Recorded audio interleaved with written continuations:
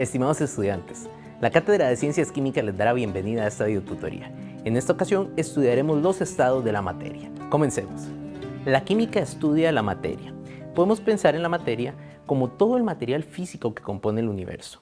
Casi todo lo que nos rodea es materia, a excepción de aquellas cosas que consideramos que son energía, como lo es el calor o la radiación. Otra definición que podemos utilizar para materia es todo aquello que tiene masa y ocupa un volumen.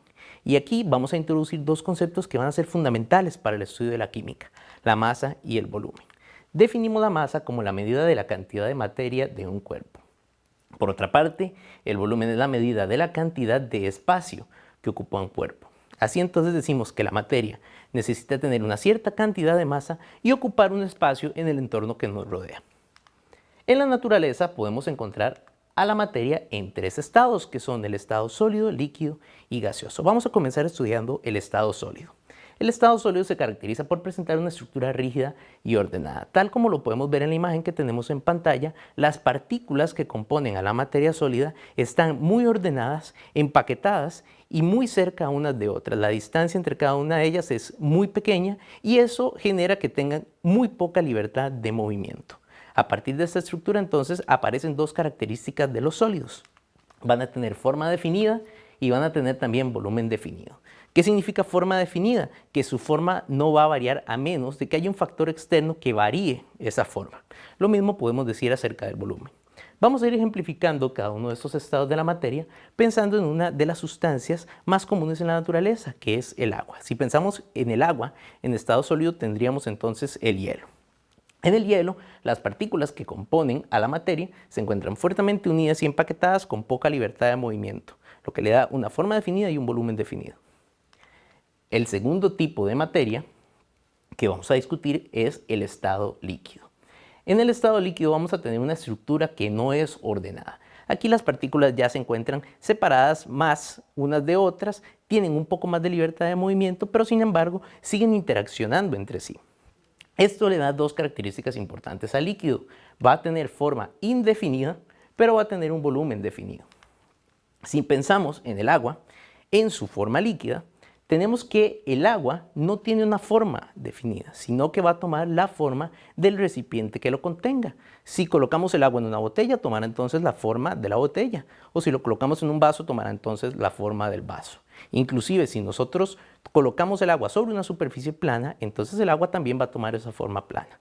A esto nos referimos con que el líquido tiene una forma indefinida. Sin embargo, el volumen del líquido en cualquiera de estas formas que describimos va a ser el mismo. Ese volumen sí va a ser definido.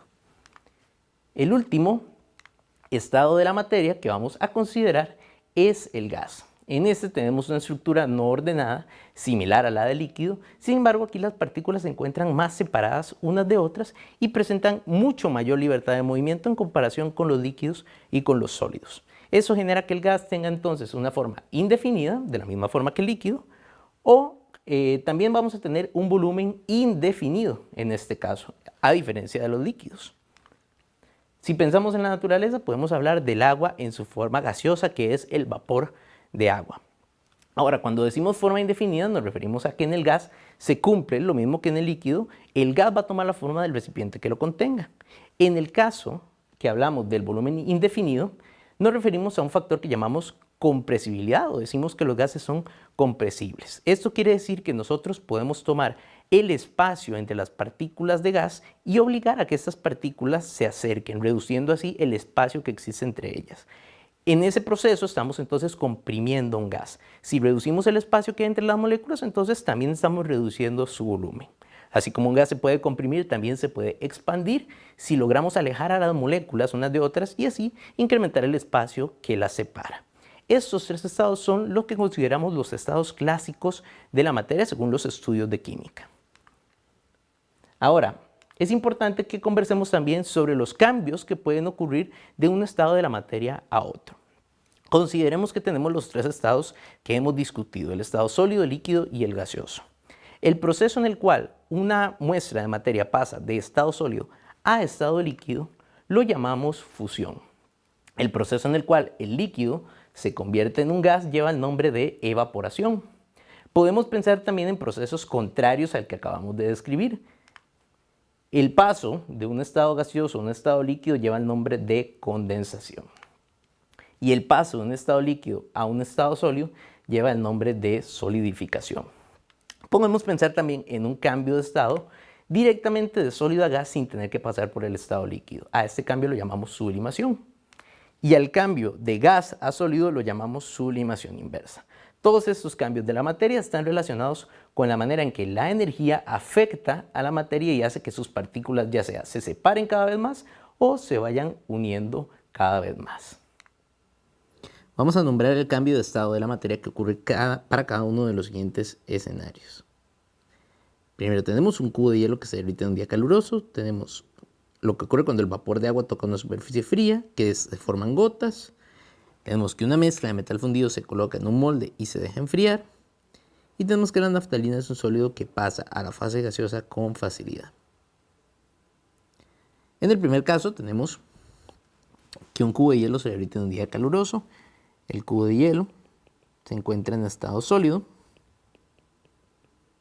y estamos pasando a tener el estado líquido del hielo, que sería agua.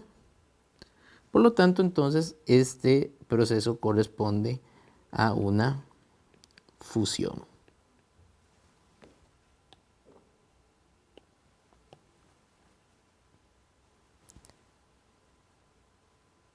En segundo lugar, tenemos que cuando el vapor de agua toca una superficie fría se forman gotas.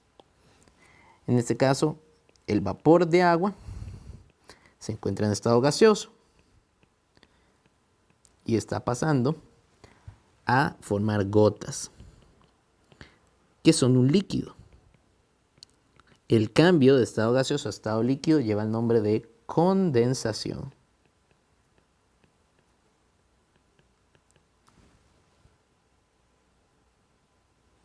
En el caso C, tenemos una mezcla de metal fundido, se coloca en un molde y se deja enfriar. El metal fundido, que se obtiene cuando se calienta un metal a muy altas temperaturas, se encuentra en estado líquido.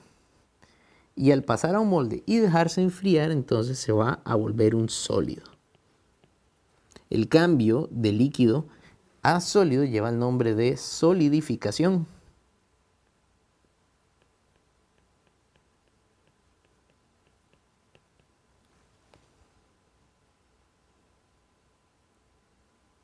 Y por último tenemos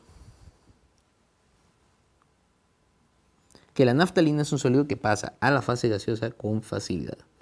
La naftalina es una sustancia sólida que se solía utilizar para espantar insectos, polillas en las casas. Tenía la capacidad de pasar a la fase gaseosa sin pasar por la fase líquida. El paso de sólido a gas lleva el nombre de sublimación.